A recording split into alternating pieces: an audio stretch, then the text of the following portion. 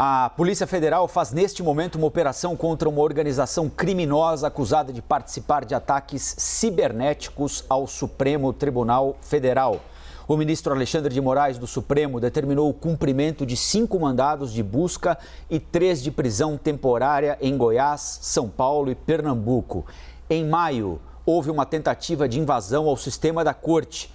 Na ocasião, o Supremo afirmou que conseguiu evitar acesso a informações sigilosas. Este é o primeiro tema do Liberdade de Opinião com Sidney Rezende, que já está por aqui falando ao vivo, direto do Rio de Janeiro. Sidney, seja bem-vindo mais uma vez ao Novo Dia. Queria que você falasse sobre essa operação que ocorre agora em 3 estados, 3 mandados de prisão cumpridos em Pernambuco, outros de busca e apreensão em São Paulo e em Goiás. Eu lembrava agora há pouquinho com o Theo Cury, nosso repórter em Brasília, que nós, nada diferente do que acontece no mundo, né?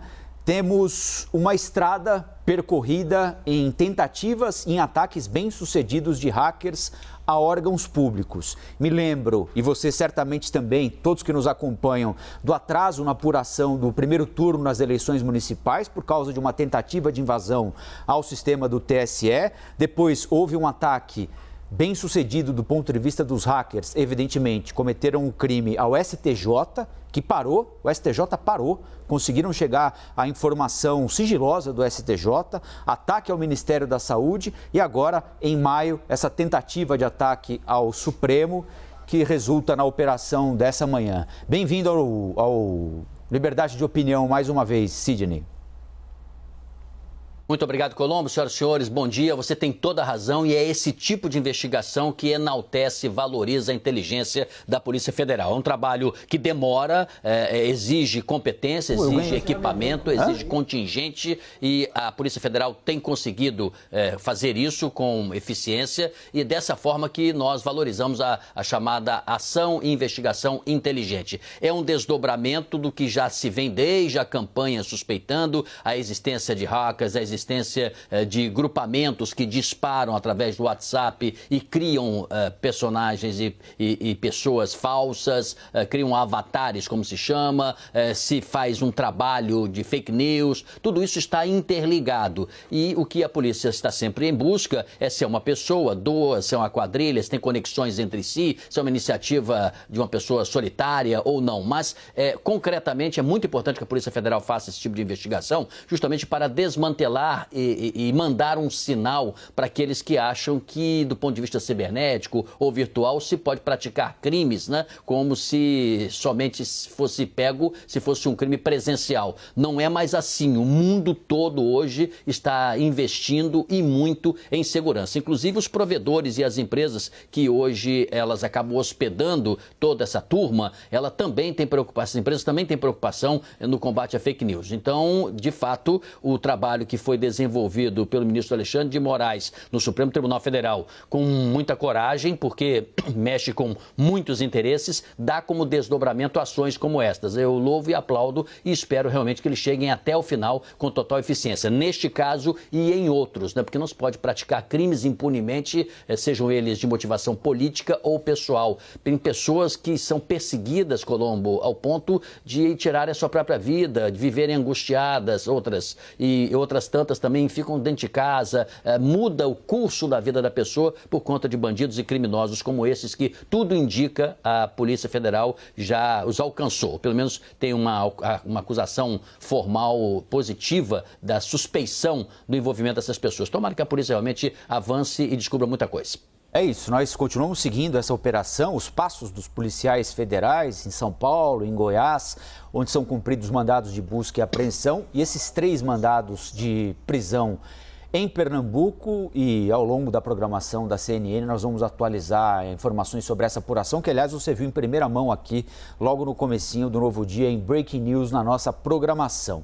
Mas daqui a pouquinho, Sidney, daqui meia hora... Colombo, antes de você passar próximo item...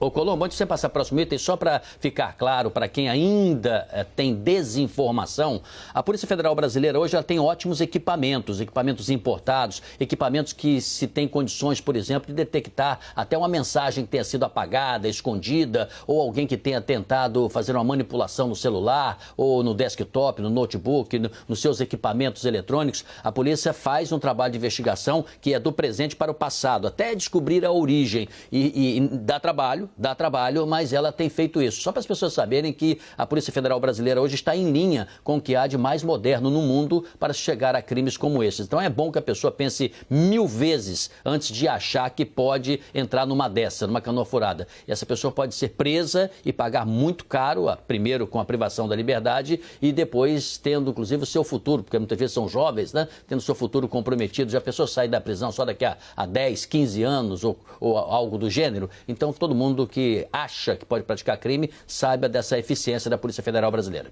É isso, nós temos polícias altamente qualificadas para descobrir quem são essas pessoas que se escondem atrás de computador.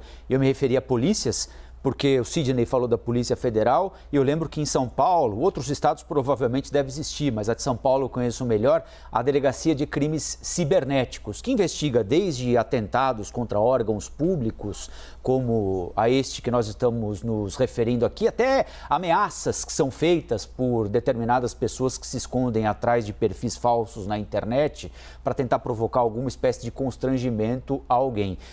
A internet não é terra sem lei, não. A Delegacia de Crimes Cibernéticos de São Paulo tem inúmeros casos em que conseguiu descobrir muitos desses covardes que se escondem atrás de computador para, por exemplo, ameaçar os outros. Mas vamos então em frente, Sidney, porque daqui a pouquinho, 28 minutos, se o horário for cumprido, geralmente atrasa, né? Mas a partir das 9 da manhã, o ministro da Saúde, Marcelo Queiroga, vai prestar depoimento à CPI da pandemia. Um dos temas, certamente, será a realização da Copa América aqui no Brasil. E o ministro já se antecipou. Ele falou ontem sobre os protocolos sanitários para a realização do torneio por aqui. Queiroga disse que todo atleta de todas as delegações das 10 seleções serão testados a cada 2 dias, 48 horas. Mas que não haverá obrigatoriedade de registro de vacinação do atleta ou dos integrantes das delegações que vão participar da competição. Olha o que eu fiz, acabei de derrubar um copo de café aqui. Enfim, vamos ver o ministro Marcelo Queiroga. Disse a vacinação ou vacinasse os atletas nesse momento, eles não teriam uma imunidade até o início da competição. Então, como essas competições têm acontecido sem a exigência da vacinação, até porque o ano passado não existia a vacina e o campeonato ele aconteceu sem maiores problemas, então não é uma imposição a questão da vacina. Então é isso, Sidney. Eu vou me acertar por aqui enquanto você fala sobre esses protocolos sanitários aí adiantados pelo ministro Marcelo Queiroga para a realização da Copa América.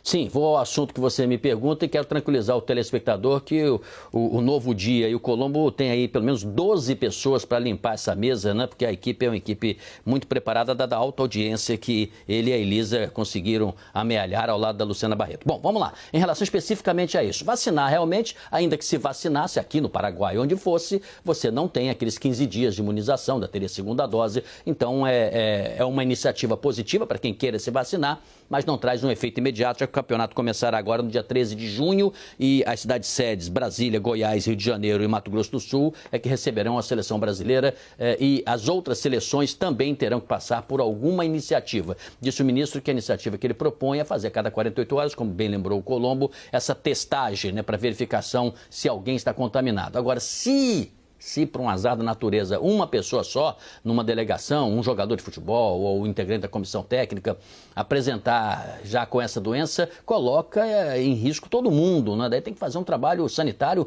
muito mais cuidadoso, exigente, na hospedagem, junto aos motoristas, aos seguranças, ao staff, ao serviço, quem veio de fora, quem está aqui no Brasil. Então é muito sério isso. Chama a atenção o presidente da República não ter chamado o ministro Queiroga para ouvi-lo sobre essa matéria. matéria, né? O ministro Queiroga parece ver com naturalidade, diz que o Ministério não pode proibir nada, portanto, se esquivou dessa tomada de decisão do Brasil sediar os jogos da Copa América. Mas, de fato, foi algo do improviso, por isso que eu defendia lá atrás que se adiasse essa data para se fazer tudo direitinho, né? Se fez de afogadilho, vamos dizer assim. A seleção até ameaçou que não ia jogar, ontem já anunciou que vai jogar. Parece que ela está meio condicionando não jogar ao fato do responsável, líder máximo, né, Rogério Caboclo, estar ainda no comando. Quando ele foi afastado, parece que isso tranquilizou os jogadores. Então, de qualquer maneira, mostra um certo improviso, né? Vamos torcer para nada dar errado do ponto de vista sanitário e de saúde pública, mas, de fato, o ministro parece meio escanteado nisso. Ele vai ser cobrado, viu, na CPI, daqui a pouquinho. Esse vai ser certamente um dos temas, né? Por mais que ele se esquive, que diga que tem autonomia, cada vez mais aparenta que ele tem um limite, né? E ele somente fica ali naquele limite, é um limite menor do que nós gostaríamos que fosse para alguém que lidera esse combate fundamental em meio à pandemia, a uma doença tão perversa como essa do enfrentamento ao vírus que a gente está perdendo momentaneamente. Vendo aqui os números, né? Nós temos hoje no Brasil casos em acompanhamento 1.101.403 pessoas. É bem verdade que já se recuperaram 15.408.401, mas isso só mostra a dimensão da quantidade de infectados. E já morreram 474.414 brasileiros. Estamos rumando fortemente para 500 mil, para 500 mil de brasileiros. Ontem estava vendo um documentário, né, que dizia a cidade de Nuremberg, por exemplo. A cidade de Nuremberg tem menos de 500 mil de habitantes. Então, perdeu-se uma cidade alemã inteira como Nuremberg, né? Se você fosse fazer apenas uma estatística nominal, mostrando o quanto essa doença é perversa e quantos brasileiros já se foram, infelizmente. Pois é. Agora, Sidney, com esses protocolos de segurança anunciados pelo ministro da Saúde, teste a cada 48 horas, isolamento das delegações, algumas delegações anunciaram que só virão ao Brasil pro jogo, por exemplo, a Argentina vai ficar na Argentina durante a Copa América, eles não vão ficar hospedados aqui no Brasil. Então ficam na Argentina, vêm ao Brasil para jogar, voltam para a Argentina, voltam ao Brasil para jogar, voltam para a Argentina. Você acha que isso é suficiente para garantir a segurança dos integrantes das delegações e também do brasileiro em geral, não é? Bom, em geral, Colombo, eu defendo uma relação adulta. Eu não gosto de uma atitude infantilizada do governante, da autoridade. Eu confio muito na capacidade das pessoas, né, tanto os brasileiros como os estrangeiros, que tenham seriedade nisso. Então, pega o caso, já que você citou o exemplo da Argentina. Se todos os cuidados sanitários, no momento do transporte que vão utilizar até chegar do aeroporto, no aeroporto também, se a empresa aérea também segue rigorosamente todos esses protocolos, se eles todos estão se cuidando também, além do que vão ter que fazer devido ao protocolo brasileiro, isso minimiza muito, evita a doença. Mas você sabe que dentro mesmo de um avião, a proximidade ela é muito grande, né? Então, o ideal seria que você tivesse pelo menos alguns isolamentos. Não é isso que acontece, né? Hoje eu tenho feito algumas viagens, fiz algumas viagens aí nos últimos meses, apesar de todos os cuidados, a gente fica sempre um pouco temeroso. Senta a pessoa aqui do seu lado, na sua frente, atrás aqui também. Então, essa proximidade ela é muito ruim. Mas se, de forma adulta, as delegações estrangeiras tomarem os cuidados e nós também cumprimos todos os nossos protocolos, minimizem muito. A gente não precisa não sair à rua. Agora tem que usar máscara, tem que usar álcool em gel e evitar aglomeração. Fazendo esse tripé, a gente está pelo menos 80%, 85% protegido, não imunizado, mas protegido. E a vacina é realmente a grande saída, mas a julgar pelo que já sabemos, né, são jovens, esses jogadores, a esmagadora maioria não tomou vacina alguma, mesmo eles estando espalhados em vários lugares do mundo, porque jogam em clubes, né? Em clubes de países distintos. Bom, a possível filiação do presidente Bolsonaro ao Patriota acirrou ânimos no partido. O vice-presidente da sigla, O Vasco Rezende, não aceita a possível filiação de Bolsonaro pela forma como ela foi conduzida e fala em golpe do presidente do Patriota, que teria feito mudanças irregulares no partido para acomodar a família Bolsonaro. O caso agora foi à Justiça Eleitoral. Uma ala do Patriota foi ao Tribunal Superior Eleitoral afirmando que alguns integrantes contrários à filiação de Bolsonaro foram retirados do partido para que esse lado favorável tivesse maioria. O presidente do partido, que se chama Adilson Barroso, nega qualquer tipo de fraude para incluir o presidente e os filhos dele no partido. Vamos acompanhar. o Adilson Barroso, presidente nacional do Patriota, deu um golpe na direção nacional, nos membros do diretório nacional. Essa acusação usando um golpe, era preciso me falar o tipo de golpe, porque aí eu dou a resposta técnica, jurídica, documental, ou seja, estatutária. Bom, então nós ouvimos aí os dois lados dessa disputa interna que acontece no Patriota a partir do momento do anúncio da possibilidade de filiação do presidente Jair Bolsonaro, já a filiação do senador Flávio Bolsonaro, filho do presidente. Como é que você avalia essa disputa interna dentro do Patriota que ganha outro vulto, outro tamanho, outra perspectiva a partir da possibilidade de que esse seja o presidente, o partido do presidente da República na disputa pela reeleição, Sidney?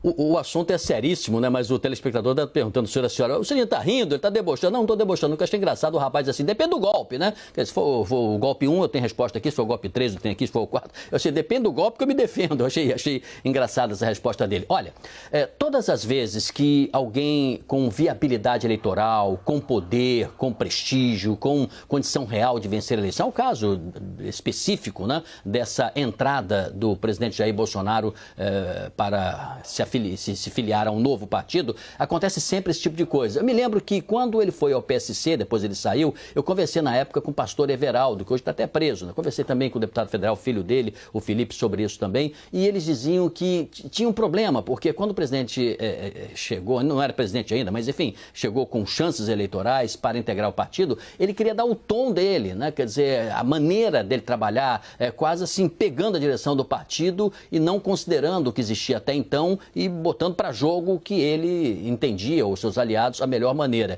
E vai acontecer agora com o Patriota a mesma coisa. Se houve ou não o golpe, a justiça vai dirimir isso, vai decidir, eu não sei exatamente esse detalhe para contar. Sei as versões, mas não sei o fato concreto, quem é que tem razão, a justiça decide. Mas que altera essa regra do jogo, altera. Quando o senador Flávio Bolsonaro deixou o Republicanos e foi Patriota, já estava mais ou menos pavimentado que o pai viria mais adiante. Tem gente que pergunta assim, mas e o Carlos Bolsonaro, né, que é vereador, também não vai? Ele não pode ir agora porque a legislação impede. Então o senador pode, nesse momento, fazer a troca e fez dentro da lei, o senador Flávio Bolsonaro. Já o Carlos Bolsonaro pode ser que siga também para este partido mais adiante. Do ponto de vista objetivo da legislação eleitoral, ele não pode fazê-lo nesse momento. Então aqueles que estavam no Republicano, bolsonaristas ou que estão em outros partidos, no momento que o presidente de fato assinar a ficha de filiação, vão todos para esse novo partido para robustecer. O presidente chegou a pensar em dada altura em ter o seu próprio partido, mas somente conseguiu reunir 400 mil, um pouquinho mais, de assinaturas. Ele não conseguiu viabilizar um novo partido, né?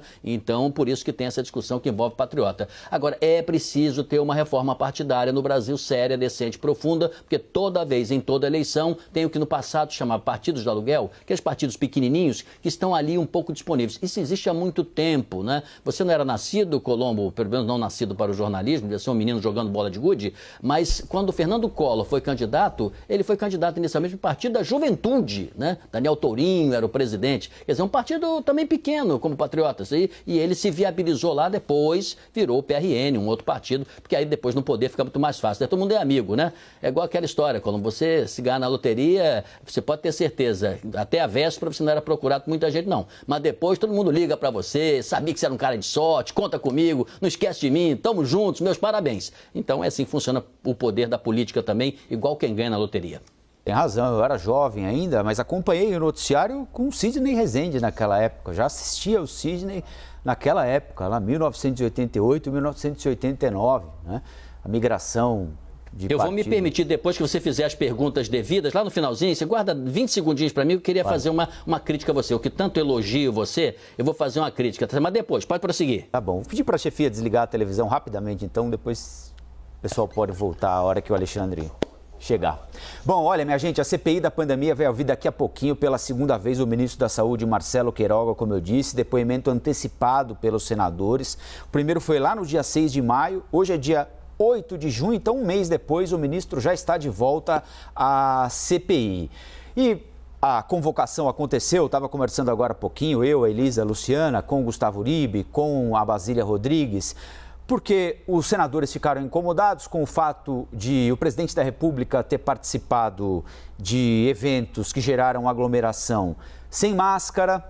Isso contradiz o que disse no primeiro depoimento o ministro Marcelo Queiroga, que é contra qualquer tipo de aglomeração. Houve o fato de o Brasil ter se transformado na sede da Copa do Brasil e também o depoimento da infectologista Luana Araújo, que não chegou nem a ser demitida porque ela não foi nomeada, né? Ela foi chamada para trabalhar para o governo federal numa secretaria de combate à Covid, mas a indicação não foi aceita. Segundo o senador Renan Calheiros, outros senadores que compõem a CPI, o objetivo da comissão é apurar, aprofundar a investigação sobre esse suposto gabinete paralelo. Os senadores também analisam convocar outras pessoas para depor, além da autorização de transferência de sigilo telefônico e telemático de algumas autoridades. O que é que você imagina para o depoimento que vai começar daqui a pouco lá em Brasília, hein, Sidney? Colombo, você bem comedido, estamos já com o tempo aqui estourado, eu vou ser muito rápido. Quem gosta de animação, gosta de acompanhar algo mais eletrizante ou menos assim pachorrento e tal, pode ficar ligado na CNN. Hoje eu tenho a impressão que o ministro Queiroga vai ser bem questionado, bem apertado, já pelo relator no início, talvez até pelo presidente da própria sessão, o senador Omar, e vai ser assim, do que fora da vez anterior, ainda que a temperatura tenha aumentado um pouquinho. Acho que nós teremos hoje, para ser mais definitiva a sessão, né, porque não se cabe, ou não se imagina convocar pela terceira vez o ministro Marcelo Queiroga da Saúde. Então hoje vai ser bem mais animado. É isso que eu acredito que vai acontecer, viu, Colombo? Agora, Sidney, você imagina que o ministro vai ser pressionado pela Copa América aqui no Brasil, pela existência desse suposto gabinete paralelo? Onde é que a coisa vai pegar para ele mesmo, hein? Vai pegar na história da autonomia, vai pegar na definição ou não, né, o papel dele em relação à doutora Luana Araújo, por que ela não foi aceita. Não bastará só dizer que se verificou nas redes sociais, que ela pensava diferente. É preciso saber se ele recebeu essa informação e, por educação e delicadeza, ele não disse a ela, porque ela disse não saber por que ela foi afastada, ou se ele também não sabia de onde partiu essa ordem. Copa América da mesma forma, se ele é contra ou a favor, ele vai se esquivar, como nós comentamos agora há pouco, dizendo que não é o Ministério que decide isso, mas o presidente, na hora da tomada da decisão, deveria chamar o seu principal expoente, a principal autoridade sanitária, ouvi-la, pelo menos, ainda que ele, presidente, tome uma atitude diferente, pode fazê-la, né? Pode fazê-lo. Então, isso também vai ser colocado. E as tais das mentiras, vamos dizer assim, que o serviço de checagem particular lá do senador Renan Calheiros identificou do depoimento anterior. Tudo isso vai voltar. Acho que já nas primeiras perguntas, eles vão dizer, olha, na outra vez que o senhor esteve aqui, o senhor disse isso. Gostaria de reavivar aqui, perguntando o seguinte, o senhor mantém o que o senhor disse? E aí, se ele mantiver a mesma coisa, vai dizer, mas isso é mentira. Vai ser por aí. É isso. Olha, Sidney, quero dizer que com a ajuda de um paninho que eu recebi aqui da nossa equipe, que me ajudou rapidamente, parecia aquela equipe que troca pneu de carro de Fórmula 1, sabe? A gente conseguiu rapidamente limpar aqui toda a bancada e não tem mais um vestígio do café todinho que eu derrubei. Eu tinha acabado de receber o café do... Colombo... Eu tinha acabado de receber o café do João, nosso assistente aqui. É uma cápsula de café com caramelo, deliciosa. Eu dei uma bicadinha nele e derrubei tudo na bancada. Mas tá tudo, ó, tudo nos trinques aqui. Deve ter sido meu olho grande aqui, mas olha, esse tecido que você está limpando é muito eficiente. Cara, é a passagem. Ô Colombo, me tira uma dúvida, eu estava te assistindo desde manhã, você disse que o presidente teria se referido, né, ao caso da Luana Araújo, assim, nananina não. O presidente disse isso porque eu quero fazer uma crítica. Se ele não disse, você tem que ser isento, não pode atribuir a terceiros algo que não aconteceu. Se ele disse, realmente eu desconheço e parabenizo você pela apuração. O presidente disse isso porque você falou, o presidente disse, nananina não. Eu não vejo ele fazer. Você fala assim, eu não quero ela, tá ok? Tudo bem. Mas ele disse isso? Não, essa expressão exatamente, realmente eu não sei se ele disse. O que nós dissemos aqui foi que a partir de uma apuração do Caio Junqueira, do nosso analista de política, o presidente recebeu um relatório com manifestações da doutora Luana Araújo na internet. E esse relatório teria desagradado o presidente da República, que vetou a indicação da doutora Luana Araújo.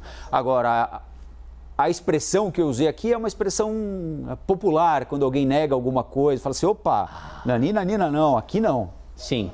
Agora, se foi exatamente essa expressão... Para fechar, sabe o nome disso? Domínio do fato. domínio do fato, isso que você disse. Ele não disse essa expressão, então. Tá certo. Obrigado, Colombo. Até amanhã. Falou, Sidney. Um abraço.